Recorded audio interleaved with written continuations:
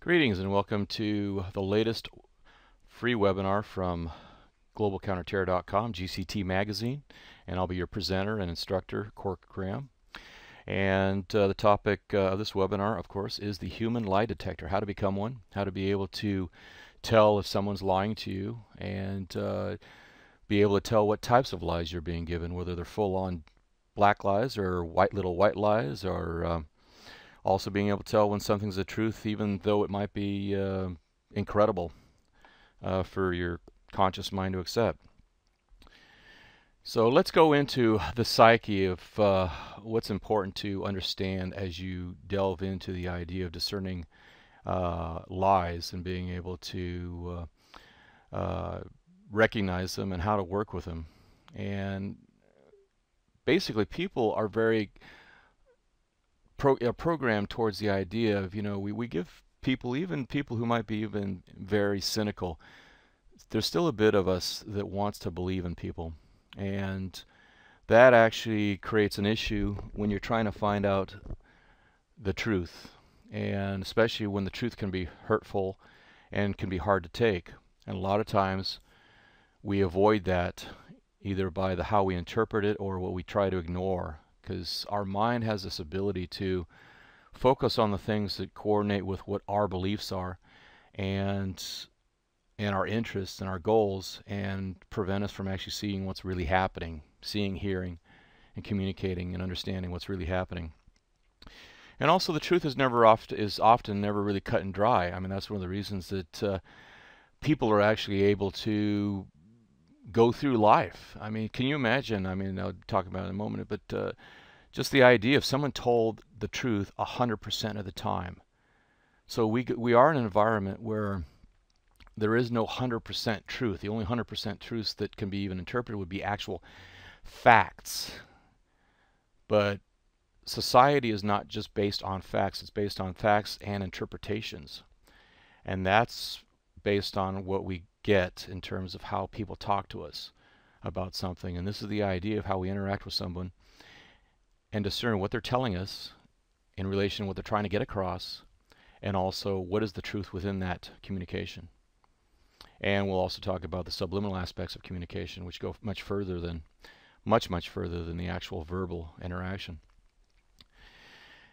And then what's the importance of truth? A lot of people are willing to just accept people and say, well, I don't need to know that much about that person. And in many environments, you don't. If you're in a jovial party environment and you're hearing an interesting story, is it really important to know the truth about it, or is it just really enjoyable just to be entertained for that moment?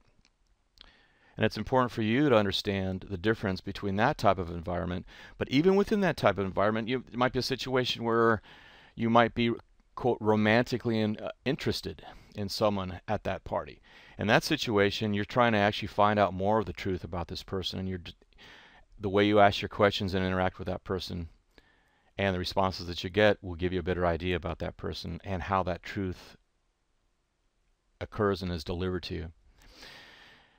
And then again, we go back into the idea that, truth can be very, very brutal for some people and can be a rough ride. A lot of us go through life and are able to carry on to great achievements because we're able to deal with past traumas in our life.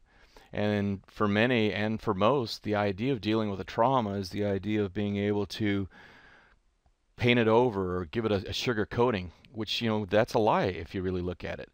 But if the truth were there and it wasn't interpreted as a truth that's helpful to us, that can be a very rough ride and can actually prevent us from achieving things that we really want to.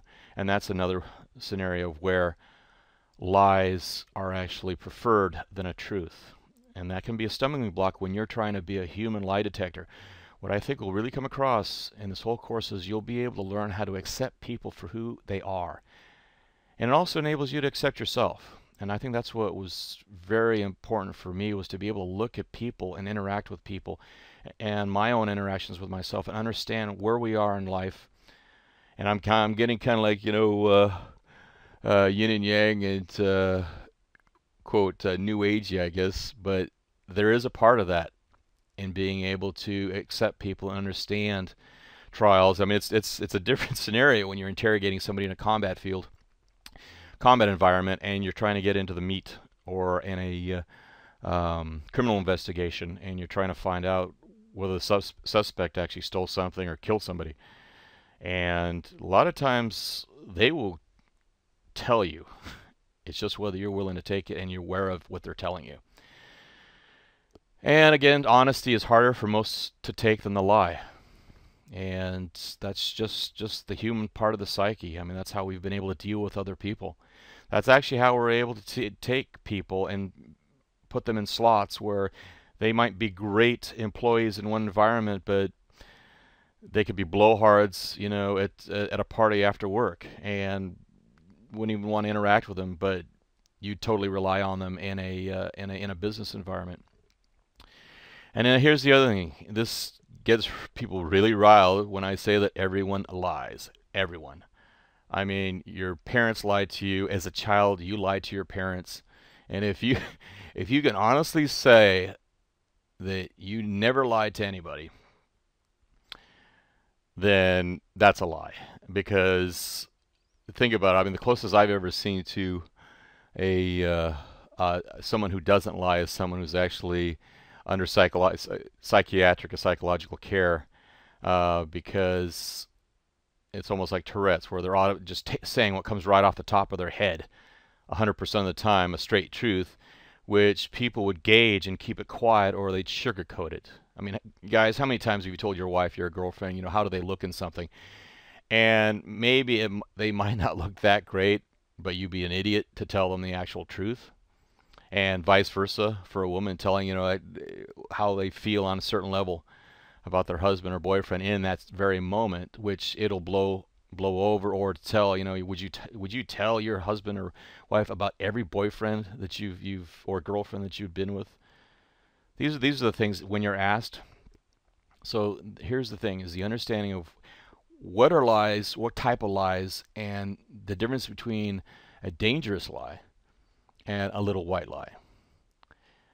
And then that's the difference again of separating the white lies from the harmful lies. And it's the harmful lies that prevent you from finding out what you need to do. And that's the way I look at it. It's like, what is my objective? What is your objective? Are you in a criminal, again, are you in a criminal investigation and you're asking certain types of questions?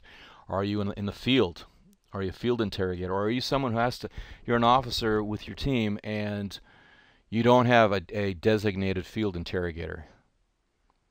And you're the one who's having to ask those questions. What are you doing to actually get the prisoner to talk without creating a situation where they clamp down tighter and you won't get any information and you're at a stalemate and you're on a rush because you're going into a village or you're going through some type of very dangerous area that if you had the information and you could get it from this person, how to go through and enable them to be able to give it to you. So again, separating the different types of lies and becoming more accepting of the human psychology, and in that you become a better lie detector. So what are the qualities of someone who's very good at discerning and being able to interact and get people to not only not lie but also give you information? And the key is non-judgmental. You look at somebody, you talk to them, and from my own experiences observing and participating in different types of interviews and interrogations, and just, you know, day to day when I go out and I keep my skills going. And this is the thing about it, and I'll talk about later, is the idea that you need to keep your skills going. And it's very hard now, and that's why people are more easily lied now to, even on large scales, where it's so easy for propaganda to be absorbed by a person because they only get it, their major interaction with other people is through the internet or texting. We are losing skills of interaction with people that are so important. And it's based on person-to-person communication, seeing a person face-to-face, seeing their body movements, seeing the changes of temperature and flushing of the skin. You know, which way is it going? Eye movements, dilation of the eyes, movement, micro-expressions, you know, major expressions of a person. And I'll talk to you about that in a moment. And again, through that non-judgmental, you got to be open to all information. And that's a hard one because it's like you might get information you really don't want, or at that moment you don't really need, or you don't think you need, until as you carry on in the interaction, you realize that if you did not have that bit of information, you could have not carried it to a much deeper or investigative moment in their psyche, to be able to get deeper into their psyche, to get them to communicate further with you. And be an open book, and people will be an open book. We're programmed to interact with people. I mean, if you're a descendant of any human being at this time in the world, you have been the genetic result of so many ancestors who lived through interaction with other people and thrive. We are people, even people who are solitary. Even they need that, and if they don't, they go into a variety of neuroses. So understand that you got to be open to all types of information, and it's the quick thinking I'll talk in a moment is the idea to compartmentalize all the information, being able to reach it in your mind and pull it as you need it during an interaction, during an interview. Okay, and some people are good at just talking, and other people are really good at listening. You got to be able to move back and forth, but a lot of people are willing to just like listen. And if you just listen, you're not going to lead an interaction. And when you're trying to get information, you do need to lead. You need to lead towards different kinds of thoughts in these people. You need to get people to be open to talking to you on certain levels, and you need to lead. And the thing about it is, when you lead where they don't even know that you're leading, that's when you're reaching a high level of success. Okay. And again, we go back to the information, open to all information. You do not filter it until you're further in the communication, in the interviewing. You have to be able to take the information and not put any type of bias. When I say filtered, I'm really saying bias. Because if you put a bias on the information, then you will not be open to being able to understand and interpret it quickly. Then you can put it into the types of slots that you can reach for and pull back up. And then that takes quick thinking. You need to be in the moment. You need to be listening. And you need to be thinking about what's being given to you, and if there's anything in there that you could use. And then the other aspect that enables the subject to be very aware that you are not interrogating them, especially in a situation where you're not supposed to be interrogating. If you're talking to somebody, for instance, you're in a club, and you're talking, you want to find out more about this person. You do not want to be an interrogator. If you're in an interrogation room, yeah, there'll be times that you want to be an interrogator, and you want to use the power of being an imposing figure within that room, knowing that you're in charge and they're supposed to follow you. But it's a fine line between them following you and closing down and keeping them at peace and communicative, and you leading them towards giving you the information that you need. So being close with your own emotions and your own ideas, and if you do, because it's hard not to be judgmental, and it takes a lot of personal training, personal psychological training, to just be an open book and almost like a mirror. And that's actually one of the techniques, is to be a mirror on many levels to the other person, that enables them to keep on talking and giving you the information that you need to get. So let's look at the different types of tools that you have at your access, and that is, you got to get your education. You get your education, and that's basically just books. You get your information, you go into a classroom environment, and you get a lecture. Or you have somebody like me, you set up a consulting agreement with someone like me, and I come out and I train you or your people. And I give an education, I give a lecture, and then I also then deliver training. And then once you've got the training and education, you're building on your knowledge. And knowledge I'm going to talk about further, of course, because these are just the outlines of what we could talk about in the rest of this in this webinar, which is you've got the knowledge, and knowledge can be broken up into wisdom and knowledge. And knowledge is basically the education and training plus the experience. Now physically, you have your eyes, your ears, your mouth, and then also within your brain you've got your mind. And your eyes are picking up. They're all the sensors. The mouth, of course, is how you're going to be communicating with the subject. The ears listening to what they're saying and really listening. And then another part that some instructors try to avoid because they say, well, it's right there and you've just got to look at it. But there are times that you've got a gut instinct and your subconscious. It's a very important tool. And your subconscious comes up, and it's important to understand how powerful it can be.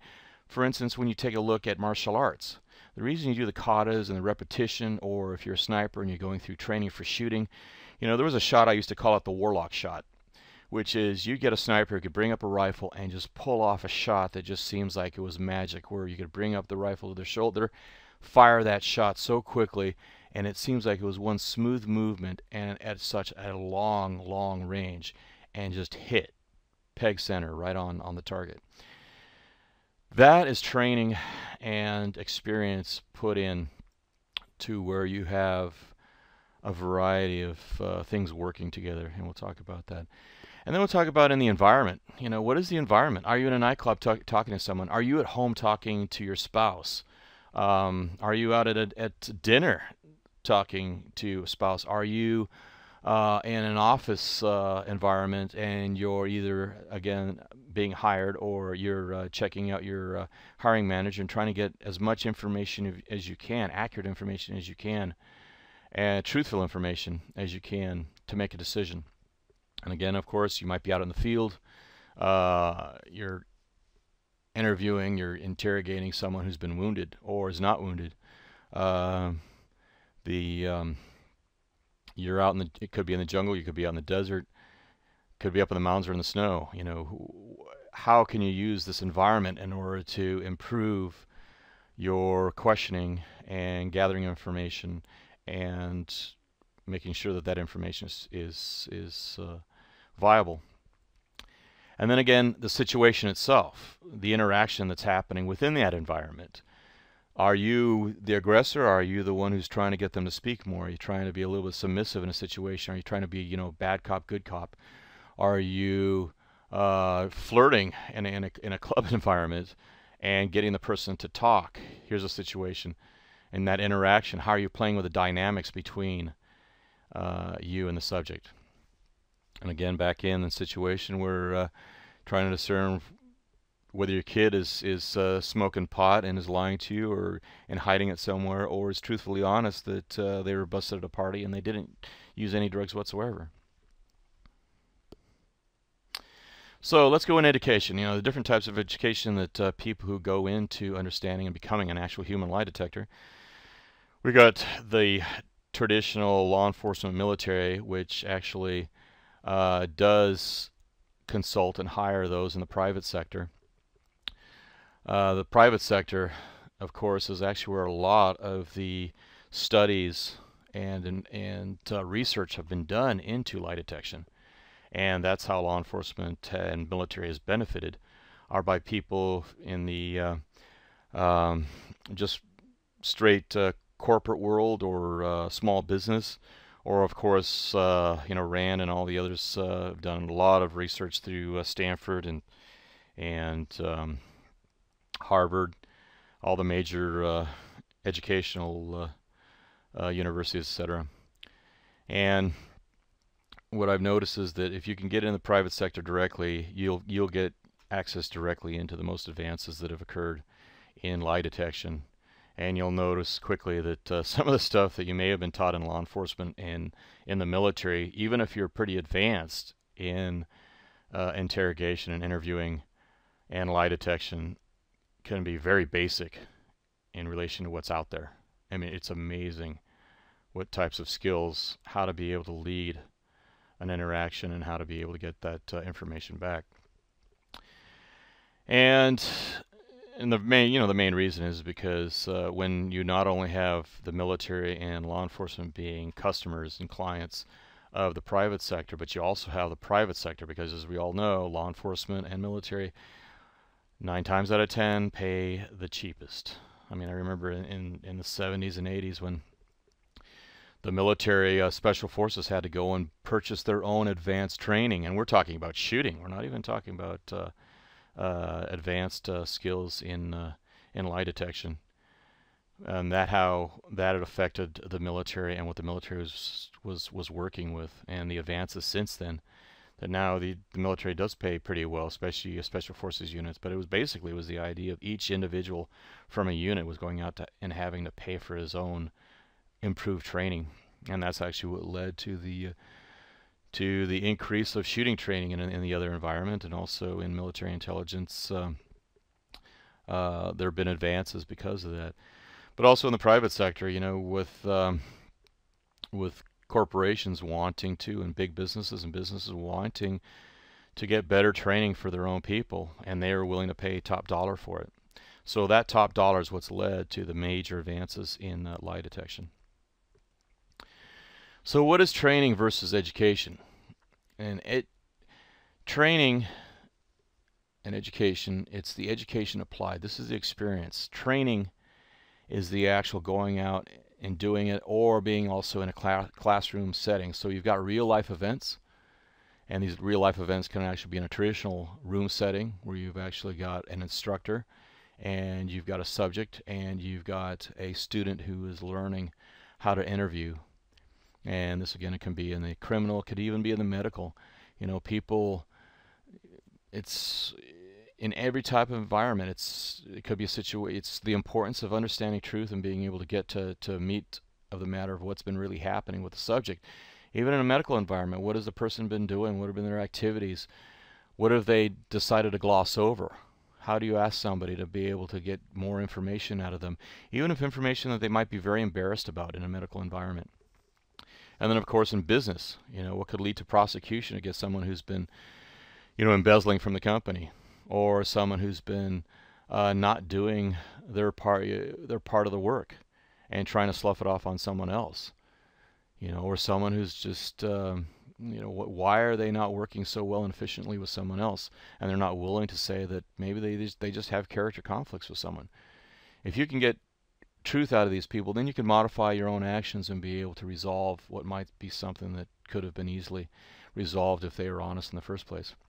And then, of course, we go into military and law enforcement interrogations, which are very in-depth and involve laws and legalities and what can you and cannot do, whether that's Geneva Convention or just normal laws within a state and within federal or within a country.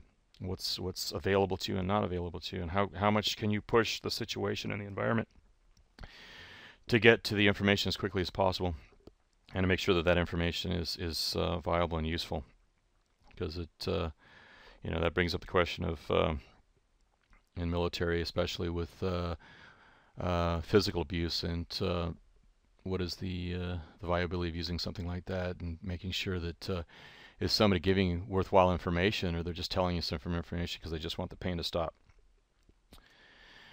So knowledge is basically the settling of education and training. You're now out of the classroom environment. You're applying your knowledge. You're applying that education and training that you've received, and you have the ability to adjust rapidly. And that, again, is the experience, and that leads to what I call like professional wisdom, and that is your education plus your training and your experience have all come together. You've been using your education and training, you're going out, you're even taking yourself out. I mean, even one of the things that I used to do with some of my students in the military was to take them out and have them use their skills in a bar environment, you know, to basically pick up women, you know, and for female interrogators, basically to find out everything they could about someone who could be potentially a romantic interest, or pick them up if they wanted to. It's the idea of causing people, because there is an aspect of manipulation. You are going to manipulate someone through their thoughts and your communication with them to give you information and to act in a certain way. Most people do not want to give you the truth because they always, whether it's in a typical person-to-person daily interaction where they want to be seen as a certain type of person, or in a more extreme where it's an interrogation and they don't want to give you any information that might compromise their comrades. So it's you're in a situation where you're manipulating, and you're manipulating through questioning, and we all do this, you know. And I hate it when people say, well, you know, I think it's horrible that people manipulate. Again, people tell lies and people manipulate. If you have children, you're manipulating them in order for them to be better people, hopefully. And you're trying to make them better students. You're trying to make them go off and achieve something in their life. That's manipulating them. You're causing them to do things. That is manipulation. Now, there's good manipulation, there's bad manipulation. And in an interrogation environment, there might be things that you pull in an interrogation that you would never, ever do with someone that you care about. And you're really just trying to discern whether they're telling the truth, as compared to you could do some real emotional damage to a relationship if you pull some of the stuff that you would do in an interrogation that you'd have to heal, that in a military interrogation you don't really give a damn. You're just basically going in and you're trying to get your information. You're not being physical, but you're causing them to break their own rules. Think about it. I mean, you're causing someone who has been programmed to not give you information. Do you know how damaging that is to their psyche and their interpretation of themselves as, quote, a patriot, if they and when they give you that information? You're breaking them down, and you can break people down with not even having to physically abuse them. And that's the key that I've taken, and I try to share with people, the idea that you can get information and you don't have to, in a sense, kind of like break yourself, because when you're breaking other people, there's a psychological aspect, unless you're a psychopath, that you have to deal with.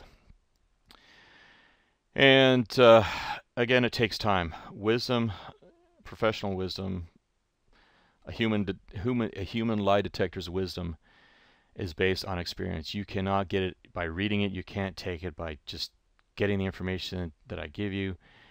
It's the idea that you go out and you take it in the field and you use it over and over and over, and you see the variations in people, because nobody is the same. But you'll start to notice that there are groupings of people. There are a variety of people who have certain types of psychologies, and you can work with those psychologies to get the information that you need out of them. And again, that's the beauty of going out in the field and just interacting with as many people as you can. Real life subjects, just going out and talking. You'd be amazed how much practice you can get. And then, of course, you're in a professional environment and you're doing your interrogation or your interview, or you're interviewing for instance, a criminal in the military, or you're going off and in the office environment, and you're working with your employee or somebody in your team, and you notice that there's a micro expression that crosses their face, and you're like, wow. And you thought that they were very happy working on a project, but all the tells and everything in their face are telling you, wow, this person really does not want to be doing this. And it's important for you to find out why. Is it because of the people they're working with, or the project itself? Can you have them redistributed to another project, etc.? So, what do your eyes pick up? You look at someone, you ask a question, or you follow along in a conversation, and they're responding to you. You know, what's the initial reaction when you ask a question? Do they jerk back? Do they sit back? You know, that's what I would call, a major expression on a bodily, physiological change. But facial expressions, do they wince? You know, is a major? Do they like squint at you and grimace, and they hold that grimace for a while? Or is it just a micro expression where they do the same thing and it's a grimace and a squint, and it's like they're despising you and wondering why you would even ask a question like that? How does that lead you in your questioning? Or you're just talking with somebody about something, and as you're talking about it, they might try to cover their emotions, the major aspects. They don't like recoil and think about something, you know, and or actually say something back that's like, ah, that's just horrible what you're talking about. But they might have a micro expression that if you pay attention to, you can continue leading and get to a topic of conversation that's more powerful for the information you're trying to get. And then the physiological changes also, because micro expressions are very powerful because most people do not have control over them. Major ones are easier to control. Most people have the wherewithal. Many people have the wherewithal, especially if they've interacted with a lot of people. You know, people in sales are really good at covering their major expressions, their major facial expressions. The micro expressions, really hard, and when you're aware of that, you can pay attention to it. Not saying that people aren't able to control the micro expressions, or people, you know, there's dialogue and theory about it back and forth. I'm actually of the thought that if you train yourself and you work with your mind, you can actually control your micro expressions during an interaction, if not all the time, a majority of the time. And expressions, why are they important? It's, as we look at all these tells and everything, it's important to not just look at one. They're collections. You look at different things. There could be a facial expression, and then we go into what we talk about as the physiological change, or physiological expressions by the body that are totally uncontrollable, like a skin color shift. I mean, you see somebody flush, or the upper chest turns like a bright red, or their neck, or, you know, the ears suddenly get red. You know, what would that mean? You know, basically, it's a very emotional reaction to something you're talking about. And you know, in the larger course that we'll be offering very soon, we'll be going into that and how you can look at it in different types of scenarios to use that skin color shift in order to carry on with your questions or your verbal interactions with them, or even your body positioning and your nonverbal communication with them. And then temperature changes. This is just another. I mean, there are a lot of physiological changes that occur in a person, and some are very easy to pick up, others are not so. One is breathing. Breathing is another physiological change. You know, do they stop breathing, or is their breathing faster or slower than it was when they began? Paying attention to that. And then movements. Okay, movements, when I talk about tension, nervousness, the releases, if someone's being interrogated and they have their foot and their foot keeps on, you know, bouncing up and down, they're trying to release information. They might be, you know, above the waist, very calm, cool, relaxed, yet they're tapping their feet against the bottom, and it can be sometimes so loud that you do everything not to laugh, you know, or have your own, because of course you're trying to be an open, just keeping your own reactions from not popping into the interaction. And unless you want to. Again, it goes back to the idea. You release your own interactions, your expressions, your own responses, emotional responses, as a tool in order to get back the information. So tension, nervous release, it could be someone, you know, tapping their fingers on the table or under the table, or tapping it on their knee because they need to release that energy. When people are under stress, they're under nervousness. Why are they nervous? And especially if it's a situation where it's a question that should put them at ease, or it's another one where it's a very intrusive question that you're asking them. And in some situations, just because they're nervous doesn't mean that they're lying.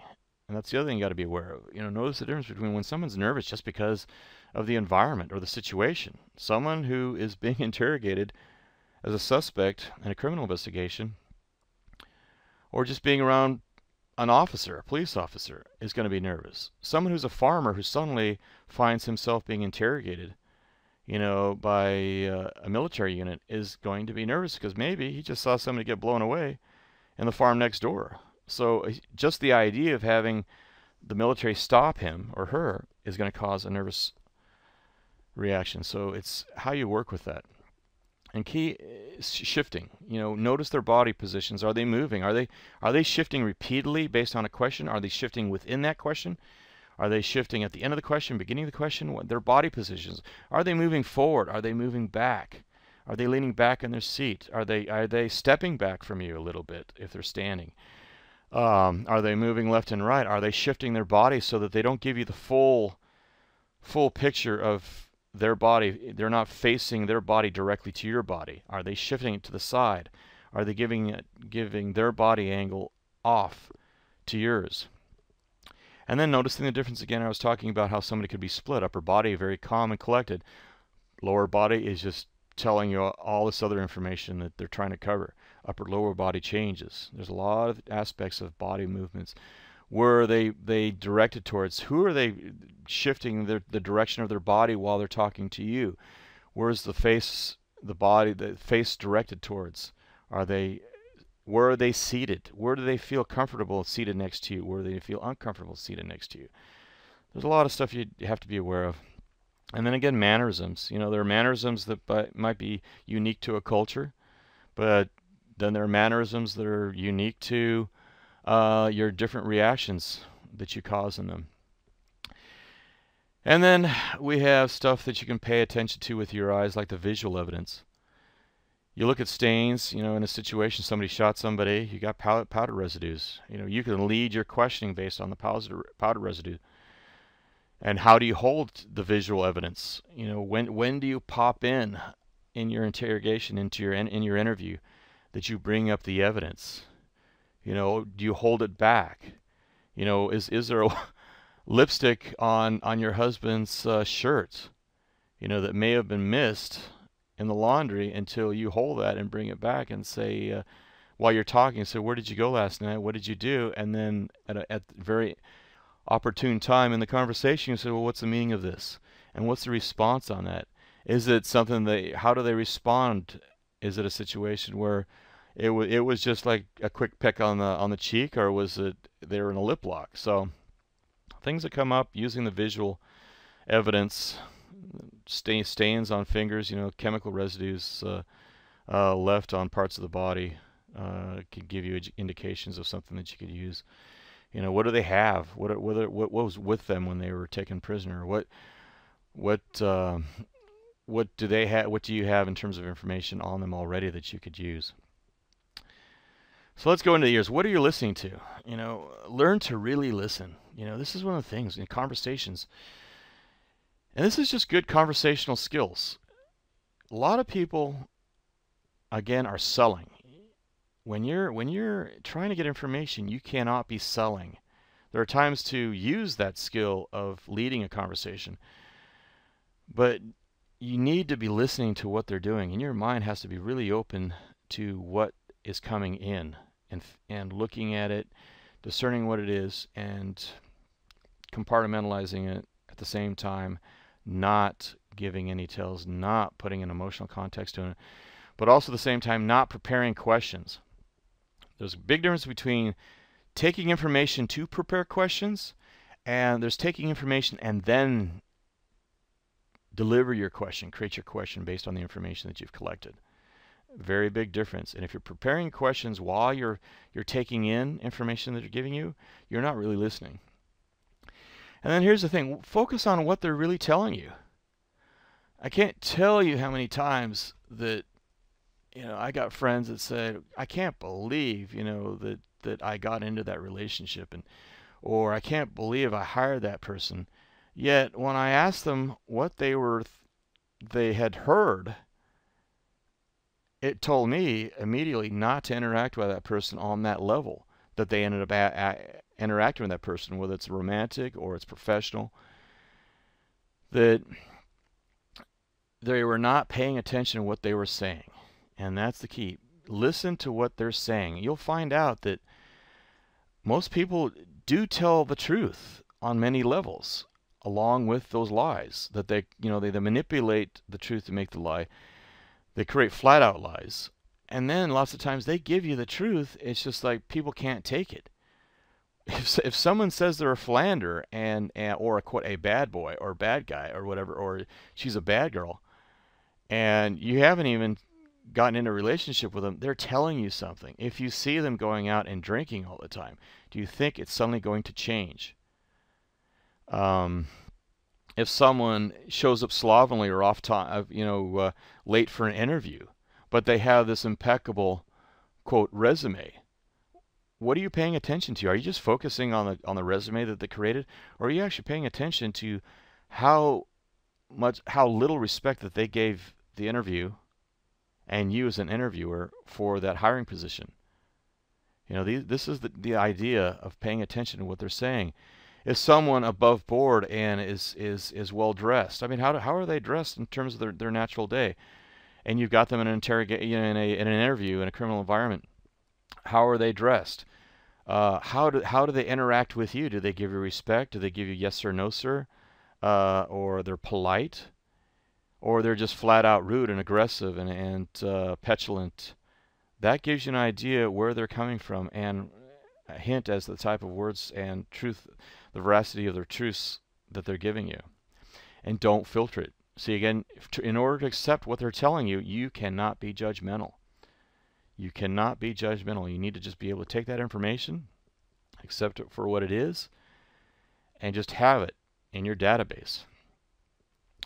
And then again, with your ears, you're listening to the actual data, the information that they're giving you as you're giving your question, you're delivering your questions, getting your responses, or not getting your responses. You're also listening with your ears to their voices. Is there a voice rise? Is it controlled? Is it natural? Are they trying to control the conversation while you're trying to control the conversation? Are they heavy-handed in the way they try to control the conversation? Or is the voice natural? Is it rise? Is it natural rise? Because they're truly afraid, and it's something they should be afraid of. So that would be natural. If someone is responding in a question that, did you kill this person? And they say, I didn't, pay attention to that. Or they say, no, I didn't. There's a very big difference between the emotional response and the composure. You're using your ears, your eyes to look and see, and now at the same time you're using your ears to listen to the voice inflection. Are they actually making a statement but asking a question? I did go and do that. I did go and do that? Same thing. One's a question, and it's a question kind of asking themselves. So listen to what they're saying. Voice drop as compared to voice rise. Listen to the voice. Is it controlled? Is it natural? Back and forth. Controlled, natural, based on what you're asking and what they're telling you.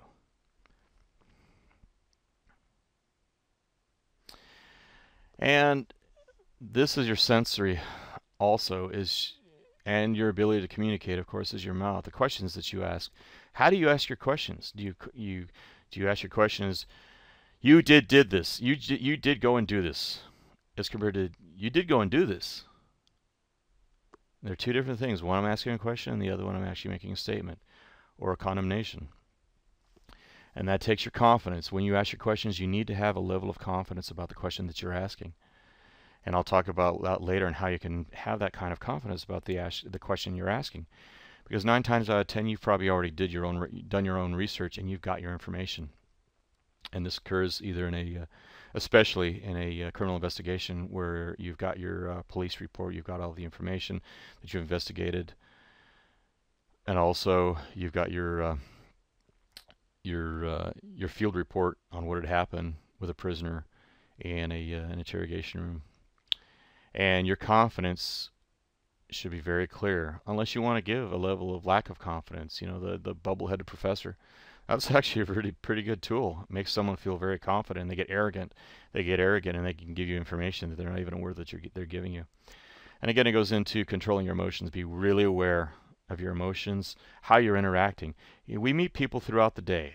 They affect us without us even, more often than not even knowing how we interact with them. There could be someone that you're now asking a question, interacting with, trying to get information that you might not like because they remind you of somebody who beat up on you when you were a kid, or a professor or teacher that when you were in their class was just horrible. Or they may have been someone who reminds you of they were your best friend. Their face reminds you of their best friend. You cannot let those emotions pop into this scenario. You cannot let it come in. You need to look at who that person is. Again, it goes back to, who are you talking to? Are you talking to a prisoner? Are you talking to your husband? Are you talking to your wife? Are you talking to someone who's a potential who is a suspect in a murder or a drug deal? You're coming in, you're looking, and you're checking in. How do you come in? Do you come in heavy-handed, or do you come in just very investigative and just trying to get them to open up? You got to look at what's happening. And then again, congruency. And how you work with congruency, different between your own mannerisms, your own omissions. See, these, when I'm talking about these kind of congruencies, because there are the congruencies you're checking to see in the subject. Are they congruent? Is the statement that they're giving the same as that is being communicated in what they're saying? Is the same as what their emotions are, or the way their eye movements are? You know, where are they looking when they're saying something? The dilation of their eyes, are they open or shrunk, or is it their mannerisms? Are they heated in what they're communicating, not congruent with what they're saying? You, on the other hand, also, as you're creating your questions and delivering your questions, you have to be able to have certain congruencies depending on what you're trying to get up. And then it's all about using your senses again. And so your nose smells, odors. You know, if you smell perfume on your lover's, your spouse's shirt or clothing, it's from their man's cologne or their woman's perfume. I mean, what's that all about? You know, how close did they get to have proximity to be able to take up the perfume? Was it just it's something that happened just an hour ago and it was basically they were just giving each other a hug as friends, or were they making out? And that's how that perfume and cologne was delivered.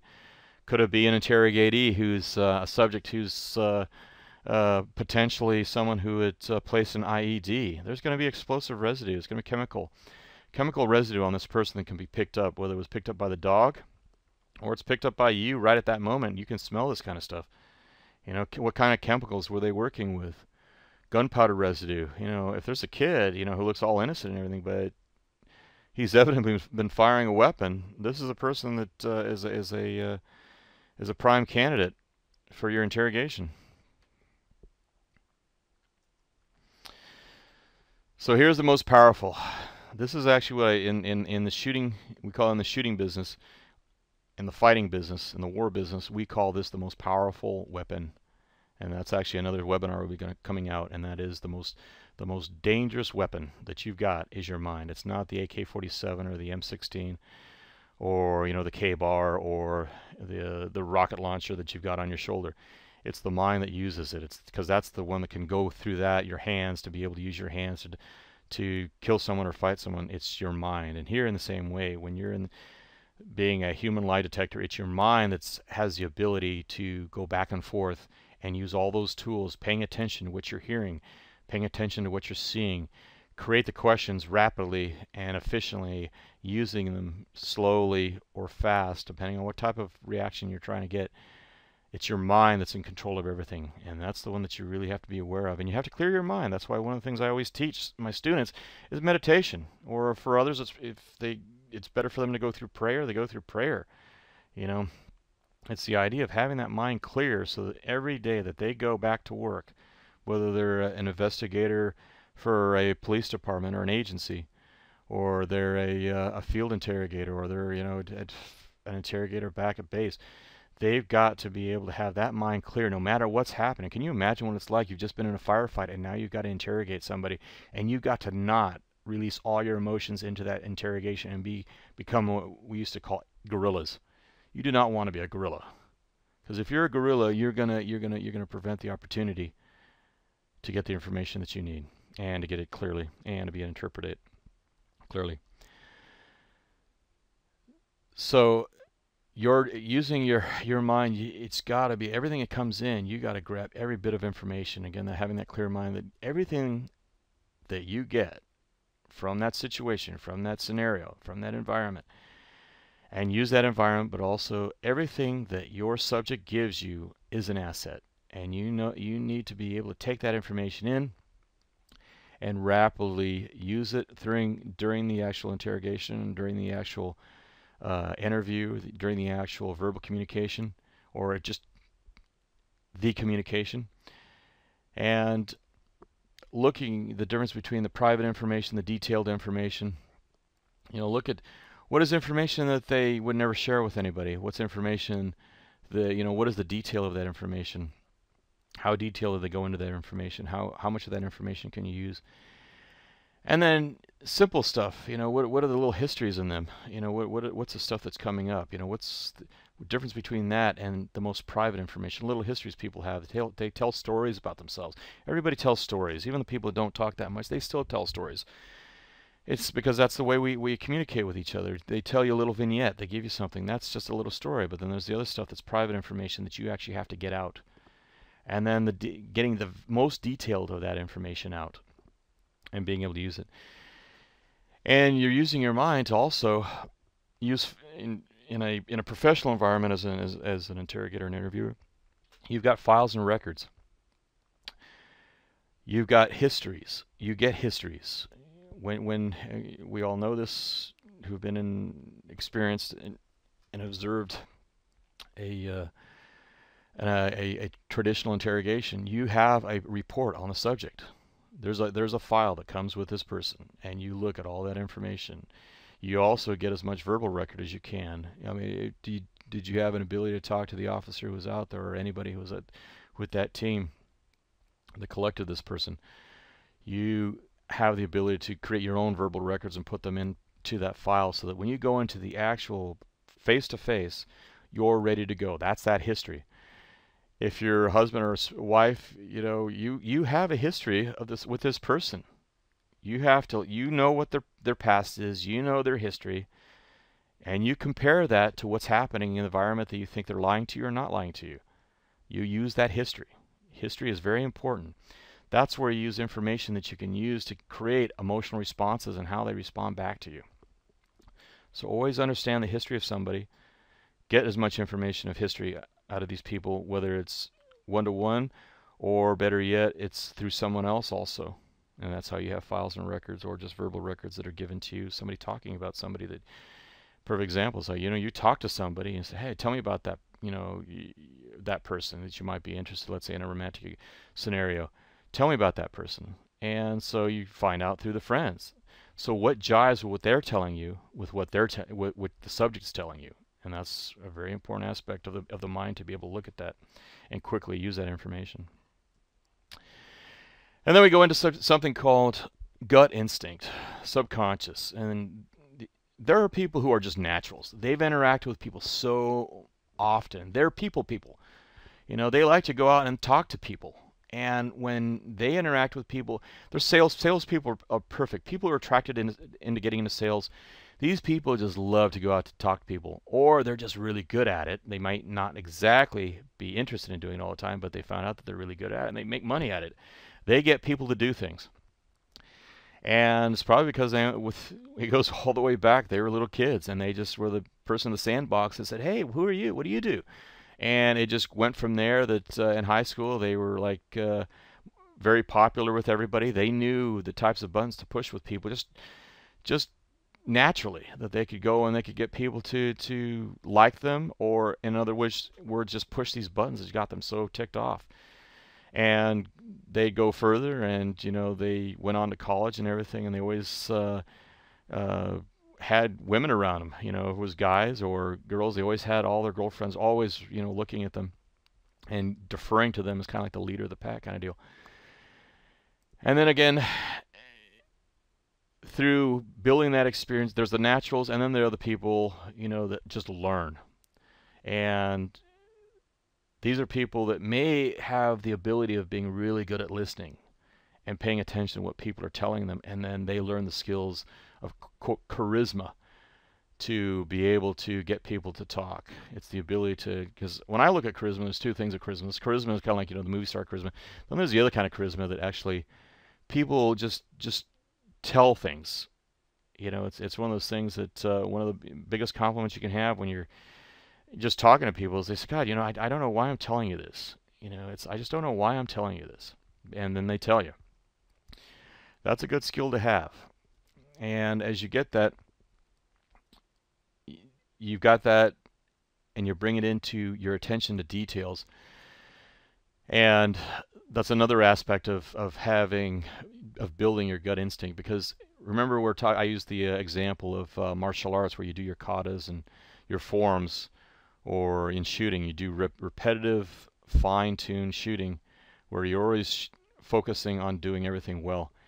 And this is the attention to details. You get to a point where your subconscious is leading you through an interview or through a verbal communication or an interaction with someone. Your subconscious is beginning to pick up those details. It's become so fine-tuned that it is telling you things. And it comes up and you get your own tells. It's like, someone tells you a lie, and I mean a flat out lie, that someone else would easily just take, oh, well, yeah, that's the truth. But you get this gut feeling. It's a quote, a gut feeling, or some people say, other things like their ears are burning. Ever heard that thing? Their ears are burning. That's an old saying. You might even have it where it's just like you can hear ears. Or another one is that when someone hears something that they really, it's almost like a micro expression, is the idea that it smells, and either they'll communicate that, but you also might rub your own nose because you don't believe what they're saying. Okay, and that takes a lot of self-awareness.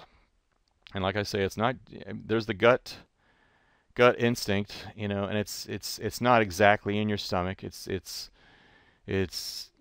you have physical, some people have real physical responses to a lie being told them. Whether it's like you find yourself just, it's almost like you notice there's a lie consciously, you're just listening to what they're doing, but you do your best, not to let it go, but you feel like the sinking feeling. It's like, oh, why did this person lie to me?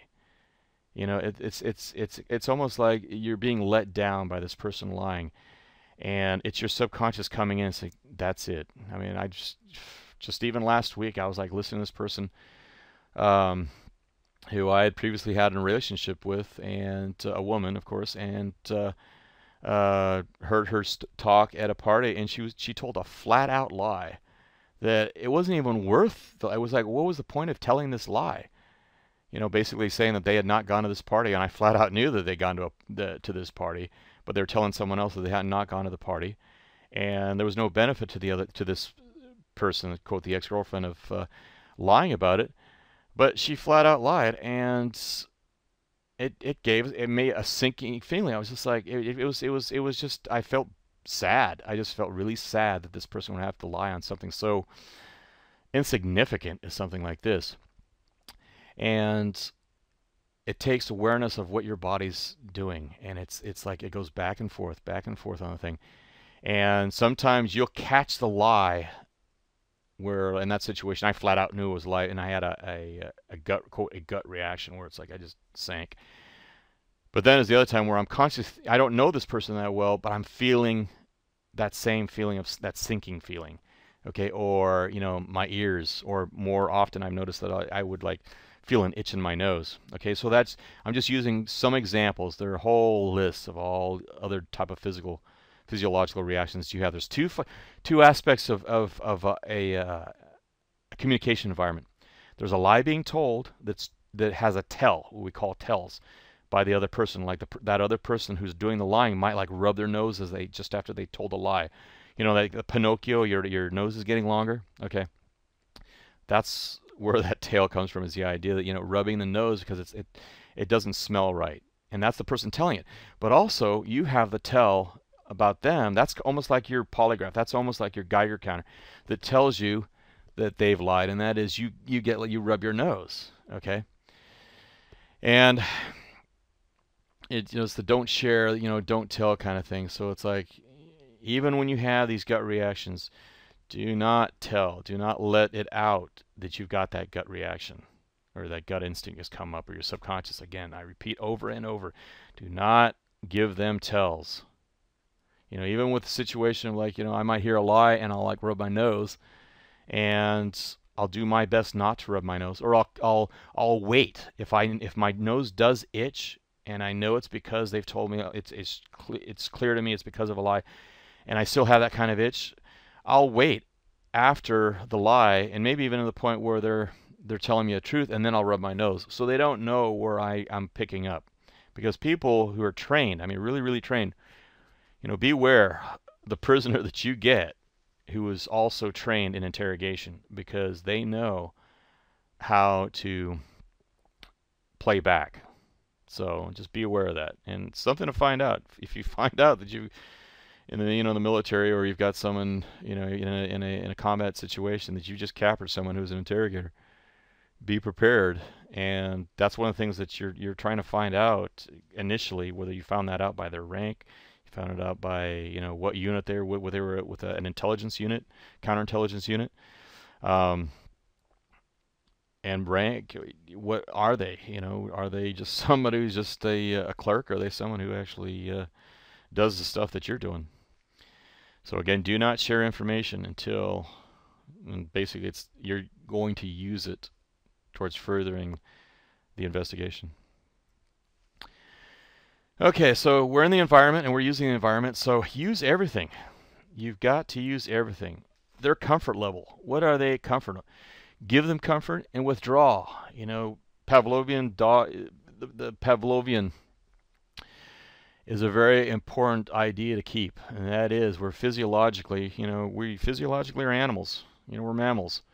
And we react in certain ways. And just because we communicate in a different way from other kinds of animals, we still have things in the environment that affect us and affect our thinking and affect how we talk and what we give in terms of information. So you can either give or withdraw comfort to someone without breaking any laws or rules or anything like that. So again, that goes into temperature control. That's their seating. Are they seated on the ground, or you give them a really comfy seat or recliner to lay in? And you think about it. It's just like you got a situation where you can actually get someone to talk further if they're very, very relaxed, or again, get them to talk further if they're very, very uncomfortable. So people react in different scenarios, and it goes back to what their psychology is. And your questioning should enable you to discern whether by their arrogance or their humility, how are they interacting with you? How are you going to work with that? Water, food. Again, these are all the things from the environment that you can use as part of your tool set, either by giving it to them or not giving it to them. And then distraction, verbal, and focus. So verbal distraction, well, what does that really mean? If you're having, it's basically where their focus is. And if you're getting someone who's very relaxed, it's kind of like, are you in an environment that automatically puts them at ease?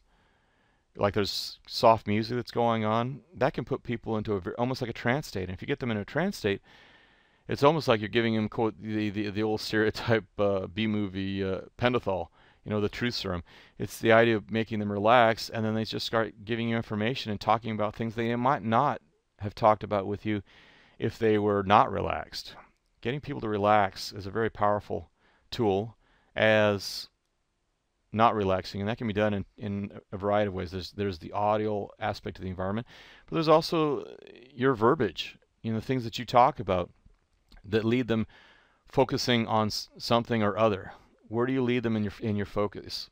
Do you get them to focus on something while you're asking questions about something else? Or do you get them to focus on something while you're asking about that specific thing that you're focusing them on?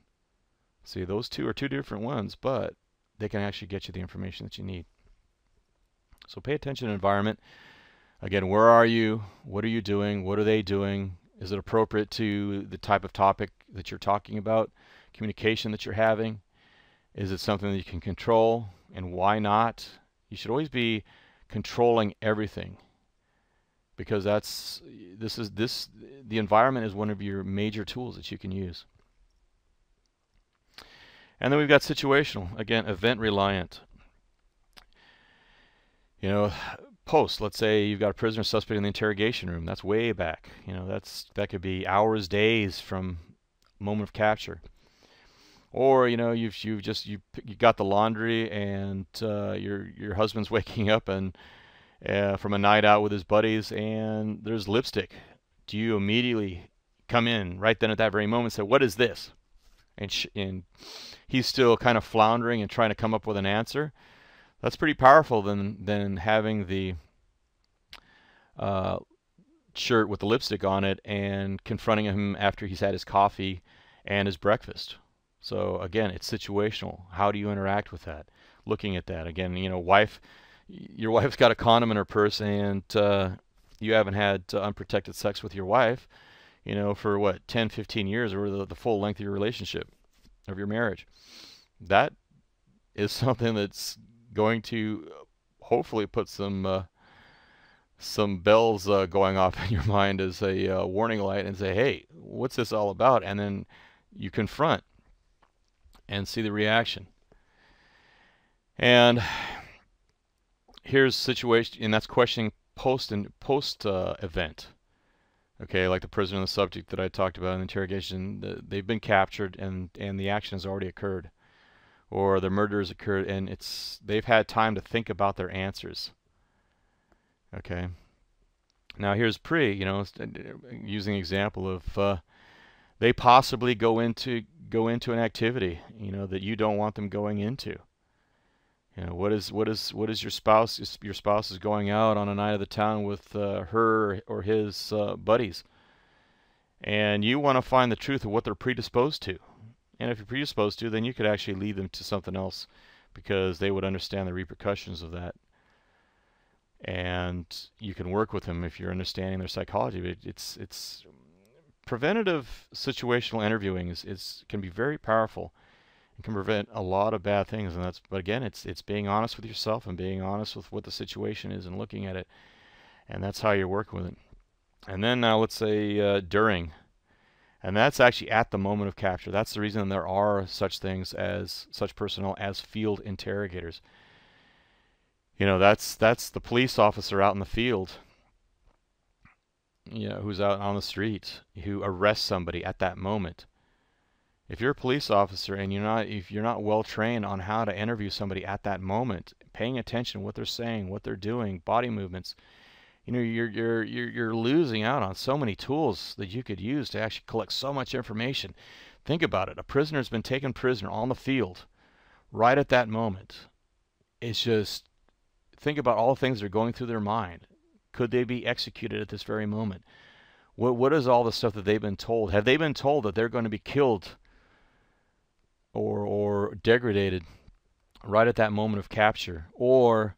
And then you surprise them and you're treating them very friendly. You could play back and forth, but it's that moment of capture that you're able to discern what the scenario is, what their background is, what their psychology is, if you're trained in that. And that's why I always believe that it's not just that you should have a designated field interrogator, but you should actually have everybody in your team understanding the aspects of psychology and how to use the environment of capture at that moment of capture to be able to get information from them. Same situations, right? It's a situation where somebody at your company has just stolen money at that very moment, or they're in the process of stealing money, and you catch them right then at that moment. How much information can you get to be able to put your case that they might not want you to know, but they could have covered up with their tracks, or get you to go somewhere else by them having had the time to where they're being interviewed in a post-event situation where it's like they've had enough time to come up with an alibi. So during capture is a very, during, right at the moment of them doing what you wanted to find out if they're being truthful about, is one of the most powerful. So I hope this information has been helpful for you. I mean, we're talking about information that we're getting ready to release in a 2 to 3 day webinar. So we're coming out with a full course that just goes into all the stuff that I've talked about. You've got enough information right now to be aware of and to think about when you're talking with someone. What are you doing when you're having an interaction with them, and what's your thought, what's your pain pattern? But we'll also go into actually structuring, the fine-tuning of structuring questions, and that's 2 to 3 hours in itself, just going in and trying to get you set up on how to set up your questions, and then training your own mind. How do you train your own mind to be able to not be going through all these emotions that any type of questioning is going to cause you? Either you're going to have to be an extrovert when you might not be an extrovert, or you're going to have to be calm, cooling your heels and toning it down a bit when you're actually intense. You're just a very intense person. You got to learn how to bring it down a bit so that you can actually get a level of rapport with someone. And then training your senses to be much, much more aware of what the environment is and your interaction with the other person. There are things that are happening. You've got to be able to listen to them. You got to be able to see what they're doing. You got to get a sense of what's happening. And you're using all your senses, even your peripherals, to be able to see what's happening and be aware of everything, so that when you have a full interview, a full interaction with someone, you've got everything that you need to be able to make real solid decisions. And then, of course, setting up an interview and interrogation on the fly. You're on the field. We're talking example, field interrogator. You've got to set it up immediately. How can you control the environment so that you're going to get the best bit of information as you can, because you've got all these things working for you, but they could also work against you in a field interrogation. The person could just clamp down. You're not leading it. You're not setting it up. You basically just have them tied up and they're just sitting there. But there's so many other things could be done. And of course, you got your interview. How are you setting up your interview? Do you have water waiting, or do you not have water waiting?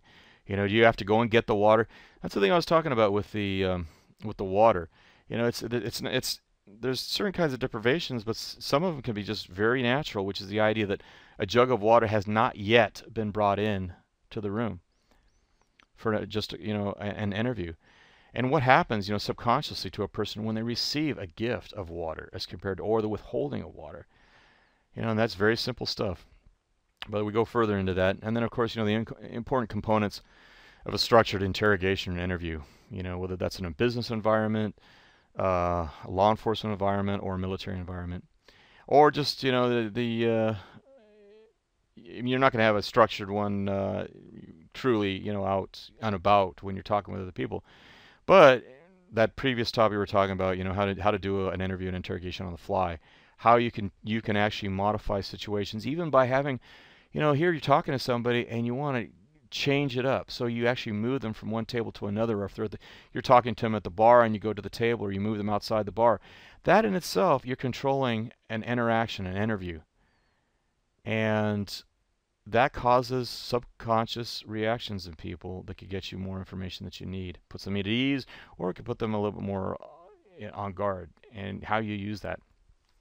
Like I said, it's going to be like a 1 to 2 day online webinar, and if you've received this, because you did receive this, because you already got a subscription to our newsletter, congratulations. You'll be getting a bunch more of the topics we think will be really beneficial to you, just in all your day-to-day, and also your in the field if you're military or law enforcement. And they'll be upcoming throughout the year. And again, if you are not a subscriber to our list, and you're just a friend sent you this link so that you could observe this webinar, watch the webinar, come on over to the link that we've got right here at globalcounterterror.com, GCT magazine, and get signed up. I mean, you're missing out on a lot of cool stuff we're going to be talking about that is just not out there. People are just not even aware of it, and it's simple stuff. Well, that's what we get paid for. We get paid to go out and find information for you. We also have people who are well versed that we have as sources that we create our own information. Myself, I have my background. All the other guys, former SF, Marines, etc. We've got a lot of information that we've had from actually field experience that we've used and had to use, because that's how we're able to talk to you right now, because we're still alive. This is very powerful information. So again, it's like and the beauty about this, these major webinars we'll be giving, the 1 to 2 days, these are ones where you get to interact with us, and we actually do coaching and referencing for you as part of the deal that we're offering. So, but these are free, and these are this is the first webinar of the free webinars that we're offering. And again, get over there, sign up at globalcounterterror.com. At that link that you see at the bottom of this page. And looking forward to communicating you further through our newsletter. Have a good day. Cheers.